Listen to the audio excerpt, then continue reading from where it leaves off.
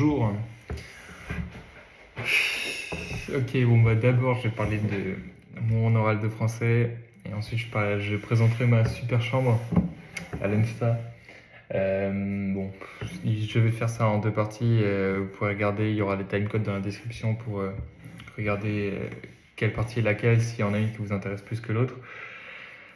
Bon, l'oral de français de l'X là, parce que du coup je viens de passer l'oral de français pour le SPCI, donc c'est le même que l'X. Et donc, bah ça s'est pas hyper bien passé. Je pensais avoir bien géré parce qu'en soi on avait un texte assez dur. C'était sur la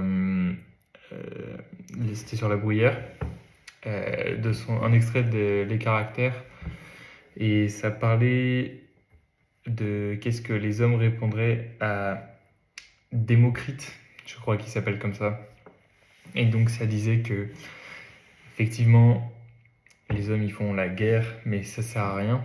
Et en plus, ils sont très narcissiques parce qu'ils s'auto-définissent et ils se définissent avec des compliments, alors qu'ils méprisent les autres espèces, surtout les animaux.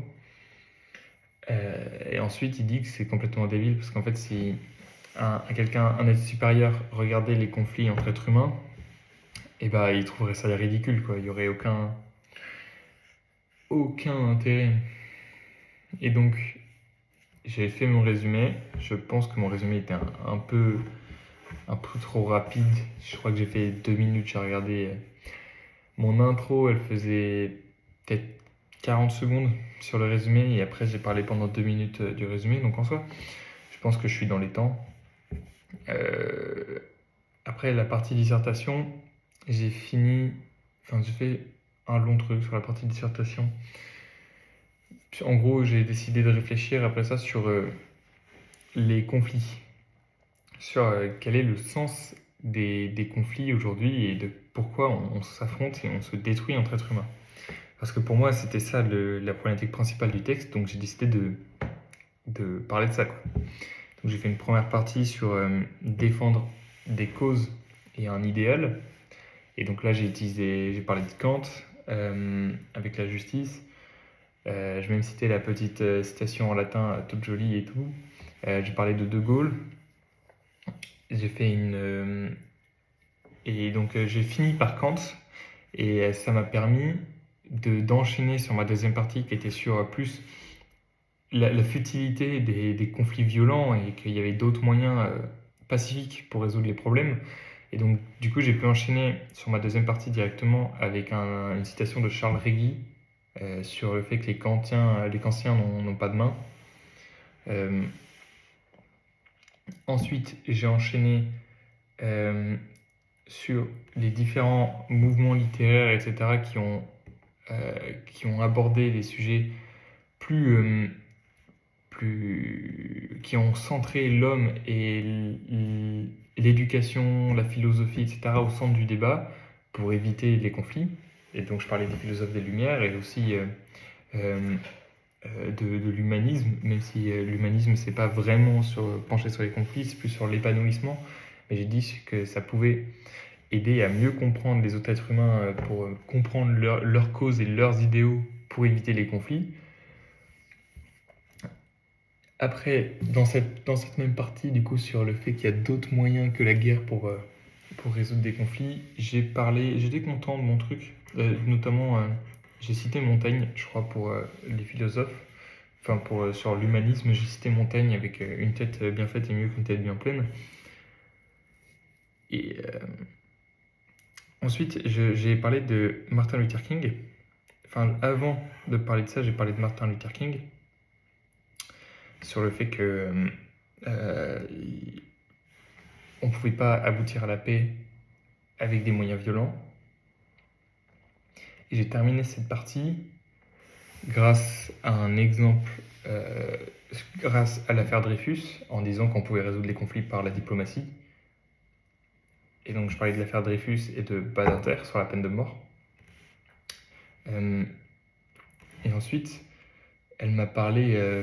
du coup, après, j'ai parlé du fait qu'on était obligé d'avoir une structure, une institution pour gouverner les autres êtres humains et éviter les conflits. Et donc là, j'ai parlé de Hobbes avec le Léviathan. J'ai parlé de Montesquieu avec le quatrième pouvoir de la presse, enfin la presse en tant que quatrième pouvoir. Et j'ai parlé de l'importance quand même de la séparation des pouvoirs grâce à Rousseau. Et donc j'étais content de ce que j'avais fait, surtout que j'avais blindé de références littéraires et philosophiques. Mais elle n'avait pas l'air convaincue. Et elle me posait des questions qui étaient infernales.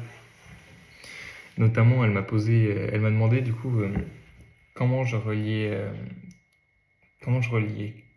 En fait, à chaque fois, elle me disait comment tu relis Martin Luther King avec les problèmes de conflit.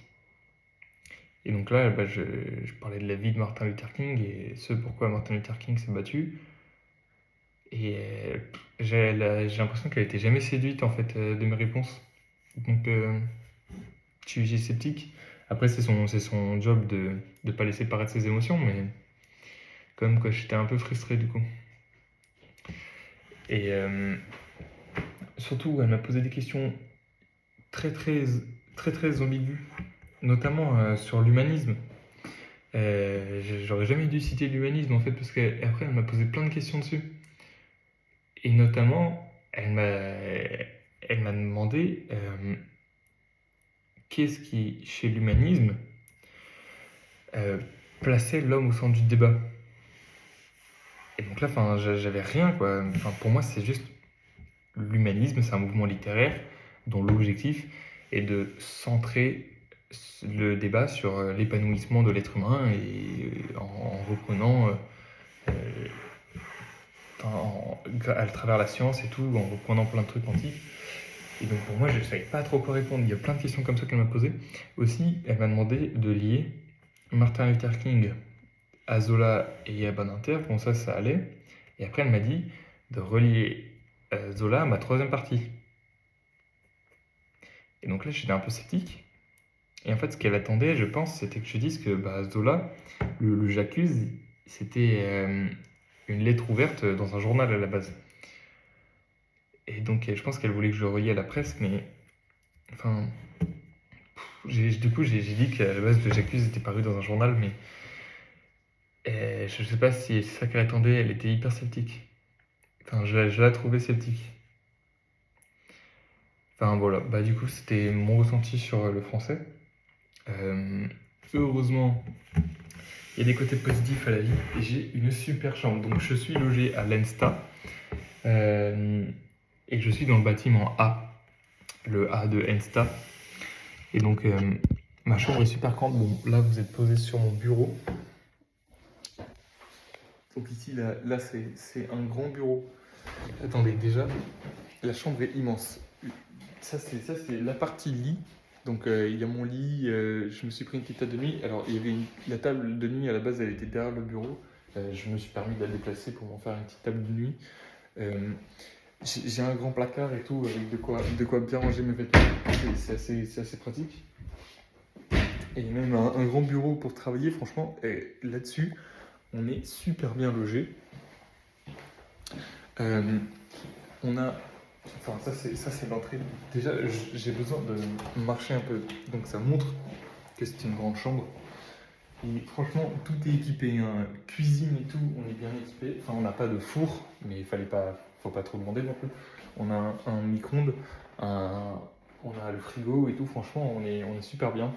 En plus, j'ai déjà de quoi manger. Hein. J'ai mes petites céréales, mon truc. Je suis pas encore allé faire des courses. Je vais faire ça cet après-midi, mais je crois qu'il faut aller jusqu'à Télécom Paris ou je sais pas quoi pour faire ses courses. C'est un peu loin. Donc, je vais faire ça cet après-midi. J'ai plus d'oral cet après-midi. Donc, tout nickel pour la cuisine. Il y a juste, vous allez me dire, Justin, t'es intelligent. T'as amené un tapis de bain. Effectivement, j'ai amené un tapis de bain. Mais alors, qu'est-ce qu'il fait en dehors de ma salle de bain? Parce que normalement, le tapis de bain, tu le mets en sortie de la douche ou de la baignoire, ça dépend de ce que t'as. Et donc, effectivement, j'ai mis en dehors de ma salle de bain, mais j'ai aussi mis à la sortie de ma douche parce que la salle de bain, c'est la douche. Toute la salle de bain, c'est la douche en fait. Genre, le sol il n'y a pas de rideau de douche. Et donc, oui, le sol de la douche, c'est toute la salle de bain. Et donc, j'ai mes toilettes dans ma douche. Et aussi avec mon évier pour me brosser les dents.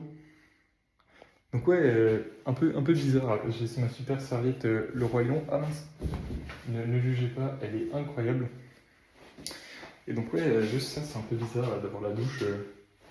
Alors, hier soir, quand je me suis douché, bah, j'ai mis de l'eau partout sur ma brosse à dents, sur tout ce que j'ai. Donc, il y a juste ça qui est un peu bizarre. Et sinon, la chambre est sympa. Et donc voilà, je suis content, moi. Moi, je suis content. J'ai une super chambre. Et c'est juste, j'aurais pu mieux réussir mon oral de français. Voilà, sinon, on a les résultats de 1000 ponts aujourd'hui à 18h, normalement. Les résultats de Centrale, c'est mercredi. Et mon prochain oral, il me semble que c'est demain matin et c'est physique. Donc voilà, ça va être peut-être le pire oral de la semaine. Parce que pour moi, je pense que la physique de XESPCI, c'est des problèmes en une ligne et t'y comprends rien. Donc bah c'est parti.